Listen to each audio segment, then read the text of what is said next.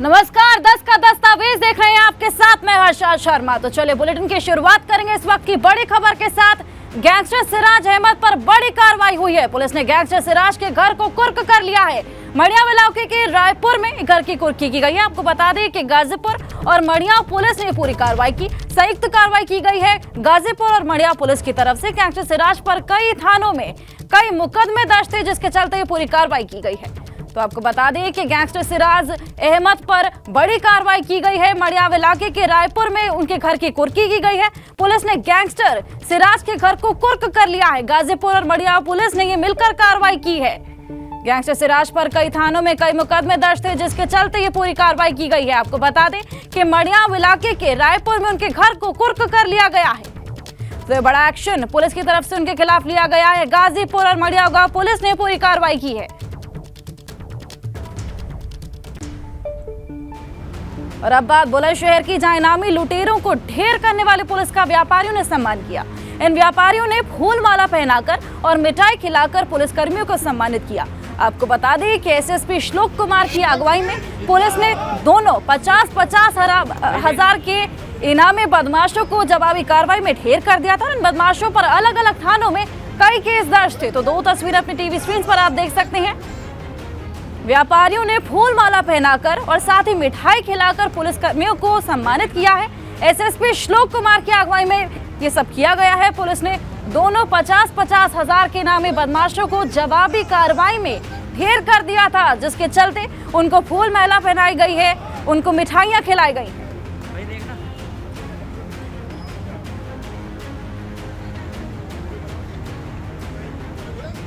तो देश में पहली बार किसी राज्य के जेल कर्मियों को प्रतीक चिन्ह जारी किया गया है। उत्तर प्रदेश कारागार विभाग के कर्मचारियों के लिए प्रतीक चिन्ह जारी कर दिया गया है, जो उनकी वर्दी पर सीने के दाएं तरफ लगा दिखाई देगा।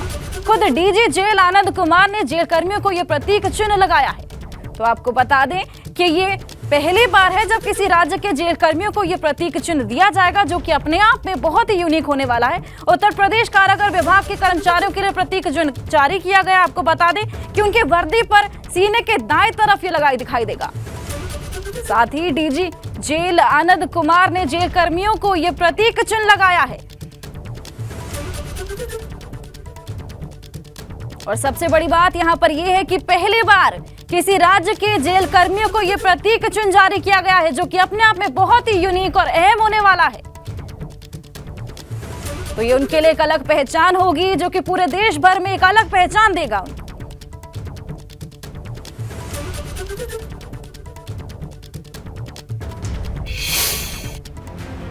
यूपी में 10 से 12 फरवरी के बीच होने वाले ग्लोबल इन्वेस्टर समिट 2023 की तैयारियां जोरों पर हैं। 16 देशों में हुए रोड शो की सफलता के बाद घरेलू रोड शो की कमान मुख्यमंत्री योगी ने खुद संभाल ली है, जिसको लेकर कल सीएम योगी 2 दिवसीय दौरे पर खुद मुंबई पहुंचेंगे और कई कार्यक्रमों में हिस्सा लेकर निवेशकों को साधेंगे। दरअसल 5 जनवरी से 27 जनवरी तक देश के 9 बड़े शहरों में रोड शो होने वाले हैं, जिसकी शुरुआत मुंबई से सीएम योगी करेंगे, जहां देश के बड़े उद्योग समूहों के प्रतिनिधियों से मुलाकात कर उन्हें यूपी में निवेश का न्योता देंगे।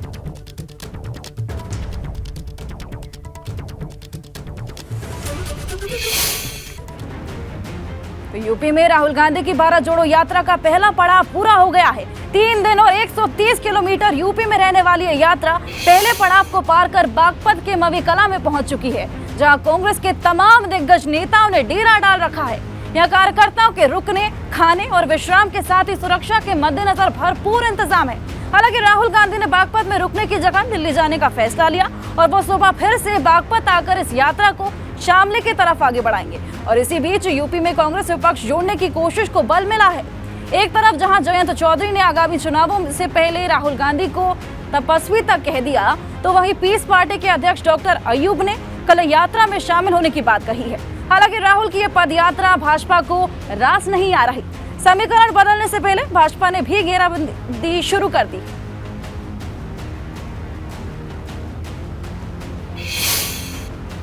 पूरा सत्ता का जोर लगाया गया। सरकार ने 1000 करोड़ रुपए खर्चे इनकी छवि को खराब करने के लिए, लेकिन ये सच्चाई से पीछे हटे नहीं। इन पे एजेंसियां लगाई गई, ये डरे नहीं। ये होता है। तो वही बागपत के मवी कला में जहां यात्रा रुकी है वहां सुरक्षा का कड़ा घेरा है। बेशक राहुल दिल्ली वापस लौट गए हैं, लेकिन कांग्रेस के बाकी दिग्गज कैसल रिजॉर्ट में सख्त पहरे के बीच हैं। राहुल गांधी की भारत जोड़ो यात्रा यूपी में प्रवेश कर गई है और आज ये भारत जोड़ो यात्रा का जो कारवा है वो बागपत के मवी कला में रुकेगा। जिस जगह व्यवस्था की गई है वहां दिखा देता हूं किस तरीके से सुरक्षा का जो चक्रव्यूह है वो यहां पर रचा गया है। चप्पे चप्पे पर पुलिस का सख्त पहरा यहां पर लगाया गया है। हालांकि ये बताया जा रहा है कि राहुल गांधी अब फिलहाल यहां नहीं रुकेंगे, वो वापस लौट गए हैं और सुबह यात्रा में वो यहां शामिल होंगे और उसके बाद जो कारवा है वो आगे की तरफ बढ़ निकलेगा। ये देखिए यहाँ किस तरीके से बेहतर और सुरक्षा के पुख्ता इंतजाम है। चप्पे चप्पे पर पुलिस का सख्त पहरा है, बिना जांच के किसी को अंदर नहीं आने दिया जा रहा है। और ये वही हरी कैसल है कि जहाँ पर जो तमाम वीवीआईपीज हैं उनके रुकने की व्यवस्था यहाँ पर की गई है। ये वो तमाम लोग हैं कि जब कन्याकुमारी से 7 सितंबर को राहुल गांधी ने अपनी भारत जोड़ो यात्रा शुरू की थी तो ये लोग तभी से उनके साथ चल रहे हैं और उन सब लोगों के रुकने की व्यवस्था यहाँ की गई है। लेकिन उसके बाहर देखिए किस तरीके से यहाँ जो सुरक्षा का चक्रव्यूह है वो यहाँ पर रचा गया है। वीडियो जर्नलिस्ट सतेंद्र सिंह के साथ सनुज शर्मा, एबीपी गंगा, बागपत। तो जहां भारत जोड़ो यात्रा में शामिल होने वाले लोग रुके हुए हैं, उसी मावी कला में एक टेंट का शहर बसाया गया है। ठहरने खाने सुरक्षा के सभी तमाम तरह के इंतजाम वहां पर किए गए। हजारों लोगों के काफिले के साथ कांग्रेस की भारत जोड़ो यात्रा बागपत के मवी कला पहुंच गई है और यहाँ देखिए किस तरीके से लोगों के ठहरने की जो व्यवस्था है वो यहाँ पर की गई है। जो तमाम बड़े बड़े पंडाल हैं, 3 बड़े पंडाल यहाँ पर लगाए गए हैं और हजारों लोगों के यहाँ पर रात्रि विश्राम की व्यवस्था की गई है। एक तरफ बाकायदा यहाँ पर भंडारा चल रहा है, खाने की व्यवस्था है और दूसरी तरफ लोगों के सोने की जो व्यवस्था है वो यहाँ पर की गई है। ये देखिए किस तरीके से यहाँ जो लोग हैं, अब चूंकि कल सुबह से ये यात्रा शुरू होगी तो इसलिए लोग विश्राम करने के लिए अपने अपने जगह जा रहे हैं। सब लोगों को बाकायदा पास से एंट्री दी जा रही है, किसी को भी बिना पास के एंट्री नहीं दी जा रही है। ये देखिए रजाई गद्दे हैं, चूंकि इस समय हाड़ कपकपा देने वाली सर्दी पड़ रही है। खुला ये इलाका है, पूरी तरीके से ग्रामीण परिवेश का इलाका है, पूरा खेत खलियान चारों तरफ है। ऐसे में टेंट लगाकर कि जो कांग्रेस के समर्थक हैं, कांग्रेस के कार्यकर्ता हैं, उन्हें किसी तरह की कोई दिक्कत परेशानी यहाँ पर ना हो, ऐसी व्यवस्था यहाँ पर की गई है। हजारों लोग हैं, 3 अलग अलग जो इन्होंने तंबू यहाँ पर बड़े तंबू बनाए गए हैं, वहाँ पर देखिए इन लोगों के सबको पास है, सबके पास एक नंबर है और उन्हीं नंबर के साथ यहाँ पर एंट्री दी जा रही है। वीडियो जर्नलिस्ट सतेंद्र सिंह के साथ सनुज शर्मा, एबीपी गंगा, बागपत। तो इस यात्रा से कांग्रेस में बेहतर करने की उम्मीद जगी है। यूपी कांग्रेस अध्यक्ष बृजलाल खाबरी की माने तो अब लोग भाजपा के झूठ का पिटारा छोड़ वहां से निकलना चाहते हैं। राहुल गांधी की भारत जोड़ो यात्रा का कारवा बागपत के मवी कला पहुंच गया है। हम खास बातचीत कर लेते हैं। बृजलाल खाबरी जी हैं, कांग्रेस के प्रदेश अध्यक्ष हैं। बृजलाल जी, किस तरीके का उत्साह एक नजर आ रहा है और किस तरीके का एक बदलाव आप देख पा रहे हैं? आज का उत्साह देख करके कार्यकर्ता और जन समूह में जो उत्साह देखने को मिला है उससे ऐसा लगता है कि लोग अब इस देश के लोकतंत्र को बचाने के लिए तैयार हो गए। लोग अब इस देश में संविधान बचाने के लिए तैयार हो गए हैं। लोग आगे महंगाई, बेरोजगारी और अन्याय अत्याचार को ख़त्म करने के लिए कांग्रेस के साथ चल पड़े हैं, ऐसा महसूस किया है। अच्छा, अगर हम पूरे पश्चिमी उत्तर प्रदेश की बात करें तो तमाम कार्यकर्ता इस बात को लेकर आपके मायूस हैं कि इतना जन सैलाब उमड़ रहा है, इतनी भीड़ जुट रही है, लेकिन बस 3 जिलों तक है, काश हम लोगों के यहाँ भी आ जाते हैं। तो इसका एक मतलब एक चर्चा तो बहुत ज़ोरों से। ये यात्रा जिस तरीके से बनी था, इनका प्रोग्राम जो बना था कन्याकुमारी से कश्मीर तक का था, लेकिन हम लोगों के अनुरोध पर दिल्ली से वो यूपी आ रहे, यूपी से फिर हरियाणा जा रहे हैं। वैसे दिल्ली से सीधे हरियाणा जाने का प्रोग्राम था, लेकिन उत्तर प्रदेश कांग्रेस के पदाधिकारियों के और हम सबके अनुरोध पर उन्होंने हमको 2-3 दिन का टाइम दिया है। तो उसी क्रम में हम 3 जिले निकाल करके कैराना परसों छोड़ देंगे। वीडियो जर्नलिस्ट सतेंद्र सिंह के साथ सनुज शर्मा, एबीपी गंगा, बागपत। वहीं कांग्रेस के पूर्व प्रदेश अध्यक्ष और नेता अजय कुमार लल्लू ने राहुल गांधी को परिवर्तन की आदि करार दिया है, साथ ही भाजपा पर तीखे प्रहार भी किए हैं। कांग्रेस के पूर्व प्रदेश अध्यक्ष अजय कुमार लल्लू जी हमारे साथ हैं। आपसे सर जानना चाहूंगा कि जिस तरीके से भारत जोड़ो यात्रा चल रही है, देख रहे हैं कि दिल्ली में भी बहुत भीड़ उमड़ी, उससे पहले भी भीड़ उमड़ी, कुछ बदलाव की उम्मीद नजर आ रही है? ये परिवर्तन का संकेत है। लोगों का उत्साह है, जुनून है, जोश है और वो आपको बड़े संख्या में देखने को मिल रहा है। जिस तरह आदरणीय राहुल गांधी जी ने कन्याकुमारी से लेकर कश्मीर तक जाने की ठानी है और लगभग 2800 किलोमीटर की यात्रा उन्होंने अब तक की है, चाहे वो केरल हो, चाहे वो कर्नाटक हो, चाहे तमिलनाडु हो, आंध्र प्रदेश हो या मध्य प्रदेश हो, महाराष्ट्र हो, सभी जगहों पर लोगों का अपार जन समर्थन समूह मिला। हरियाणा में आने के बाद, राजस्थान में आने के बाद और अब उत्तर प्रदेश में है। और उत्तर प्रदेश कहीं ना कहीं आज जिस तरह उमड़ा है, एक नया संकेत और एक नया रुझान देने के लिए तैयार है। वीडियो जर्नलिस्ट सत्येंद्र सिंह के साथ सनुज शर्मा, एबीपी गंगा, बागपत। तो यूपी में कांग्रेस की यात्रा से सियासी पारा चढ़ गया है। भाजपा के लिए टेंशन बनी इस यात्रा को लेकर घेराबंदी शुरू हो गई है। भाजपा नेताओं ने अलग अलग मुद्दे को लेकर कांग्रेस को घेरा है। सवाल पूछे जा रहे थे। राहुल गांधी की यात्रा उत्तर प्रदेश में मैं कह सकता हूं कि छूते छूते निकल रही है। उत्तर प्रदेश में आने की उन्होंने उत्तर प्रदेश की जनता से दुराव होने के कारण, क्योंकि उत्तर प्रदेश को छोड़ करके वो लोकसभा के आम चुनाव में केरल चले गए थे, तो उन्होंने उत्तर प्रदेश की जनता को इस बार भी निराश किया है। वो उत्तर प्रदेश के किनारे किनारे निकल रहे हैं और वो कांग्रेस पार्टी और वो उनके नेता जो लगातार देश को तोड़ने की बात करते थे, देश को विध्वंसक शक्तियों के साथ हाथ मिलाने का काम करते थे, टुकड़े टुकड़े गैंग के साथ खड़े होने की बात करते थे, वो लोग भारत जोड़ो यात्रा का छद्म नाम दे करके लोगों को गुमराह करने का प्रयास कर रहे हैं। कि भारत जोड़ो यात्रा राहुल गांधी चला रहे हैं, मुझे लगता है कि पहले पार्टी को जोड़ लें, पार्टी में सहमति बना लें। इसलिए ये उनकी हताशा का ही प्रचायक है। कहीं कुछ नहीं दिखाई पड़ रहा है तो कहीं ना कहीं कुछ करना है, तो इसलिए ठीक है, उनकी यात्रा उनके लिए मुबारक। लेकिन उत्तर प्रदेश में मुझे लगता है कि 2024 में कांग्रेस का खाता नहीं खुलने वाला। कुछ राहुल गांधी जी और कांग्रेस की सच्चाई कौन नहीं जानता है।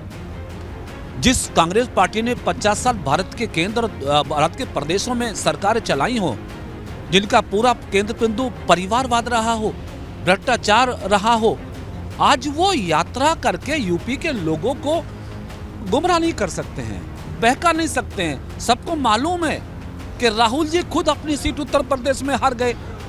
कांग्रेस पार्टी का मूल वोटर, कांग्रेस पार्टी का मूल संगठन, कांग्रेस पार्टी की विचारधारा को लोग भूल गए हैं। सबको मालूम है कि ये ऐसी पार्टियां हैं जो एक परिवार के इर्द गिर्द घूमती रही है, इसीलिए तो मोदी योगी को लोगों ने पसंद किया। तो वहीं भारत जोड़ो यात्रा में शामिल होने से बसपा अध्यक्ष ओपी राजभर ने इनकार कर दिया है। हालांकि उन्होंने यात्रा के सफल होने की कामना जरूर की।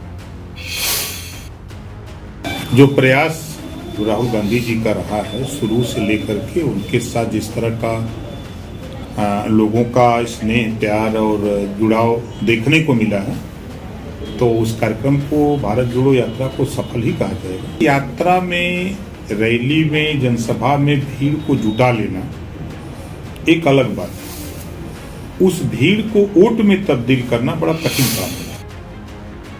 तो एक तरफ जहां यूपी में 2024 की तैयारी चल रही है, वहीं राम की नगरी के संत भी राहुल गांधी को भारत जोड़ो यात्रा के लिए आशीर्वाद दे रहे हैं।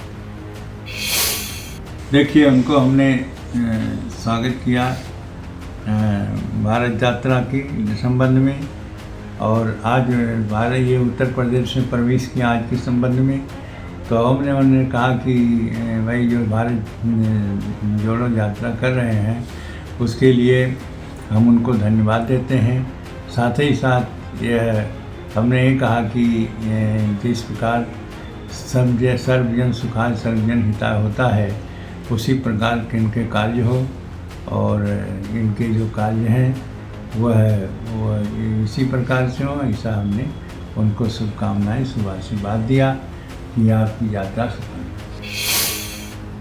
तो 2024 लोकसभा चुनाव को लेकर भाजपा ने तैयारियां तेज कर दी हैं, और इसको लेकर पार्टी के राष्ट्रीय महामंत्री संगठन बीएल संतोष ने 2 दिन तक लखनऊ में 12 घंटे तक बैठकें की। 2 दिन तक हुई इस बैठक में अलग अलग सेशन के जरिए पार्टी के लोगों से फीडबैक लिया गया और नया टास्क भी दिया गया। भले ही 2024 के लोकसभा चुनाव में अभी समय हो, लेकिन बीजेपी इस चुनाव की तैयारियों में अभी से जुट गई है। इसके अलावा जो निकाय के चुनाव होने हैं उत्तर प्रदेश में, बीजेपी की तैयारी उसे लेकर भी है। पार्टी के राष्ट्रीय महामंत्री संगठन बीएल संतोष 2 दिन के लखनऊ दौरे पर जब रहे, तो तकरीबन 12 घंटे तक उन्होंने अलग अलग सेशन में बैठकें की। पहले दिन 6.5 घंटे लंबी बैठक पार्टी कार्यालय पर की और फिर उसके बाद कोर कमेटी की बैठक मुख्यमंत्री आवास पर हुई और दूसरे दिन भी 3 अलग अलग सेशन हुए और लगभग 5 घंटे तक ये बैठकें दूसरे दिन भी चली। यानी तकरीबन 12 घंटे तक BL संतोष ने पार्टी को पूरी तरह से जाना, कहां पर किस तरीके से क्या दिक्कतें हैं, सरकार और संगठन के बीच कैसा समन्वय है, इसे कैसे और बेहतर किया जाए, निकाय चुनाव में क्या अड़चने हैं, उन सारी चीज़ों को BL संतोष ने यहीं पार्टी कार्यालय पर बैठकर लोगों से फीडबैक लिया। पहले प्रदेश पदाधिकारियों के साथ बैठक हुई, फिर जो मोर्चे हैं उनके जो अध्यक्ष हैं उनके साथ बैठक हुई और अलग अलग इसी तरीके से 6 से ज़्यादा सत्र यहाँ प्रदेश कार्यालय पर हुए। बीजेपी की तैयारी है कि 2024 के लोकसभा चुनाव में 80 में 80 सीटें जीती जाए। कैमरे में मेहदी हसन के साथ अनुभव शुक्ला, AP गंगा, लखनऊ। तो वहीं यूपी में भारतीय जनता पार्टी जल्द अभियान चलाने वाली है, जिसको लेकर भाजपा के OBC मोर्चा की बड़ी बैठक हुई, जिसमें राष्ट्रीय पिछड़ा वर्ग आयोग के अध्यक्ष हंसराज अहीर और बीजेपी पिछड़ा वर्ग मोर्चा के प्रदेश अध्यक्ष और राज्य मंत्री नरेंद्र कश्यप शामिल हुए। यहां नगर निकाय चुनाव को लेकर आरक्षण का मुद्दा उठाने वाले विपक्ष को जवाब देने के लिए रणनीति तय की गई है। साथ ही सभी जिलों और मंडलों में अभियान चलाने पर मंथन भी हुआ है। देखिए, चुनाव के लिए मीटिंग हुई है, ये सही बात नहीं है। ये रूटीन में हमारे यहाँ पे ऐसी मीटिंग होने की परंपरा है भारतीय जनता पार्टी में और उसी के आधार पे हमारे OBC मोर्चा ने मीटिंग कॉल की, अध्यक्ष जी ने, हम लोग इसीलिए आए हैं। और सबसे करीब मित्र अगर कोई है BJP OBC का BC का तो भारतीय जनता पार्टी है, भारतीय जनता विचारधारा है। ये तो पूरे इतिहास के पन्ने पलटा के देखिए आप, किसी भी पार्टी ने OBC के लिए BC के लिए या मंडल आयोग की स्थापना से लेके तो मंडल आयोग के इम्प्लीमेंट होने तक यहाँ पर हर जगह गैर कांग्रेस सरकारों ने किया हुआ है, जिसमें BJP शामिल है। वहीं मैनपुरी दौरे पर दूसरे दिन सपा अध्यक्ष अखिलेश यादव ने भोगांव विधानसभा में जनसभा की और डिंपल की जीत के लिए लोगों का धन्यवाद किया। मलपुर इंटर कॉलेज में हुई जनसभा में अखिलेश यादव ने विरोधियों पर प्रहार किए, साथ ही भाजपा पर निकाय चुनाव से भागने का आरोप भी लगाया है। निकाय चुनाव से सरकार भागना चाहती थी। निकाय चुनाव में जो मुद्दे होते, कूड़े के, गंदगी के, डेंगू के, ट्रैफिक के, उसका क्या इंतजाम है? अरे हमने वहाँ जाकर के मिठाई खा ली, बीजेपी के लोग कहते हैं कि हमने जाम लगा दिया। अरे शहर में तुमने कोई इंतजाम ही नहीं किया, नालियाँ भरी पड़ी, बताओ कूड़ा यहाँ फेंक रहे हो तुम बगल में। तो यूपी में निकाय चुनाव को लेकर गरमाए OBC आरक्षण के मुद्दे पर सपा ने नया दांव चला है। समाजवादी पार्टी ने सुप्रीम कोर्ट में याचिका दाखिल की और OBC वोट बैंक पर दावा ठोका है। बीजेपी की मानसिकता OBC आरक्षण या अनुसूचित जाति जनजाति के प्रति ठीक नहीं है और उनकी ठीक न मनसा होने की वजह से उन्होंने हाई कोर्ट में जो इलाहाबाद बेंच के लखनऊ में जो बहस हुई उसमें ठीक से पैरवी न करने की वजह से ये OBC के साथ में अन्याय हुआ और OBC के साथ में अन्याय न हो, इनका आरक्षण जो माननीय नेताजी ने लागू किया था और बाबा साहब के संविधान के तहत जो मिला है उसमें कोई कटौती न हो। समाजवादी पार्टी के राष्ट्रीय अध्यक्ष जी ने पहले ही ऐलान किया था कि सुप्रीम कोर्ट में भी समाजवादी पिछड़ा वर्ग प्रकोष्ठ जाएगा, तो उसके तहत आज SLP दाखिल की है। लखनऊ में पूर्व ब्लॉक प्रमुख अजीत सिंह हत्याकांड को लेकर बड़ी खबर सामने आई है। अजीत की पत्नी रानू सिंह की याचिका पर सुप्रीम कोर्ट ने शासन के आदेश को खारिज कर दिया है और साथ ही मामले की जांच एसटीएफ को सौंपने पर रोक लगा दी है। दरअसल शासन ने केस की पड़ताल लखनऊ पुलिस से एसटीएफ को ट्रांसफर कर दी थी। साथ ही आपको बता दें कि इस मामले में पुलिस ने धनंजय सिंह को आरोपी बनाया था, लेकिन अब सुप्रीम कोर्ट ने जेल में बंद आरोपियों की जमानत पर भी रोक लगाते हुए राज्य सरकार से 4 हफ्ते में जवाब दाखिल करने को कहा है। पूर्वांचल से लेकर राजधानी लखनऊ तक सनसनी मचाने वाले अजीत सिंह हत्याकांड की जांच एसटीएफ को ट्रांसफर करने में सुप्रीम कोर्ट ने रोक लगा दी है। अजीत सिंह की पत्नी रानू सिंह ने सुप्रीम कोर्ट में एक याचिका दाखिल की थी, जिसकी सुनवाई करते हुए कल सुप्रीम कोर्ट ने यह आदेश दिया। सुप्रीम कोर्ट ने यह भी कहा कि इस मामले में जितने भी आरोपी जेल में बंद हैं, उनको जमानत भी न दी जाए। सुप्रीम कोर्ट ने इस मामले में राज्य सरकार से 4 हफ्ते में अपना जवाब दाखिल करने को कहा है। अजीत सिंह मऊ के पूर्व ब्लॉक प्रमुख थे और 2 साल पहले विभूति खंड के कठौता चौराहे पर सरेशाम उनकी गोलियां मारकर हत्या कर दी गई थी। अजीत सिंह विधायक रहे सीपू सिंह हत्याकांड में मुख्य गवाह भी थे और गवाही से कुछ दिन पहले ही उनकी हत्या की गई थी। इस मामले में जौनपुर के बाहुबली और पूर्व सांसद धनंजय सिंह का नाम आया था। लखनऊ पुलिस ने अपनी जांच में धनंजय सिंह को शामिल भी किया था। राज्य सरकार ने इस मामले की जांच एसटीएफ को ट्रांसफर कर दी थी। इस मामले को लेकर लखनऊ पुलिस और एसटीएफ के अधिकारियों के बीच तनातनी की खबरें भी आई थी। अब सुप्रीम कोर्ट के फैसले के बाद राज्य सरकार को 4 हफ्ते में अपना जवाब दाखिल करना है। कैमरा सहयोगी जितेंद्र के साथ विवेक त्रिपाठी, एबीपी गंगा, लखनऊ। तो चलिए खबरों में बढ़ेंगे आगे। पुलिस कमिश्नर श्रीमती लक्ष्मी सिंह ने पुलिसकर्मियों के साथ चाय के चुस्के के साथ एक नई पहल की है। सर्द भरे मौसम को ध्यान में रखते हुए एक्सप्रेसवे और सुनसान जगहों पर रात्रि के समय ड्यूटी करने वाले पुलिसकर्मियों को हर रोज चाय देने का निर्देश दिया गया है। प्रतिदिन रात में कम से कम 2 बार पुलिसकर्मियों को चाय मिलेगी, क्योंकि आसपास चाय की दुकान काफी दूरी पर है। इसके अलावा लक्ष्मी सिंह ने पुलिसकर्मियों को सर्दी से बचाव के लिए दस्ताने, स्कार्फ और कैप भी बांटे हैं। पुलिसकर्मियों के बीच 3000 दस्ताने, 3000 नेक स्कार्फ और 3000 वूलन कैप बंटवाए गए हैं, ताकि सर्द मौसम में पुलिसकर्मी अपनी सेहत का ख्याल रख सके। पुलिस कमिश्नर ने भरोसा दिया कि जल्द ही गौतम बुद्ध नगर कमिश्नरेट में नियुक्त सभी पुलिसकर्मियों को सर्दी से बचाव का सारा सामान उपलब्ध करा दिया जाएगा। नए साल की बधाई देते हुए लक्ष्मी सिंह ने सभी पुलिसकर्मियों से मुस्तैदी से ड्यूटी का पालन करने को भी कहा है।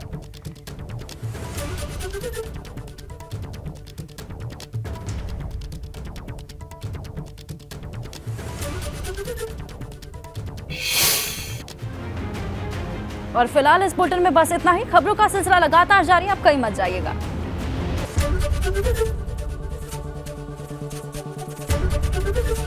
एबीपी गंगा, खबर आपकी, जुबान आपकी।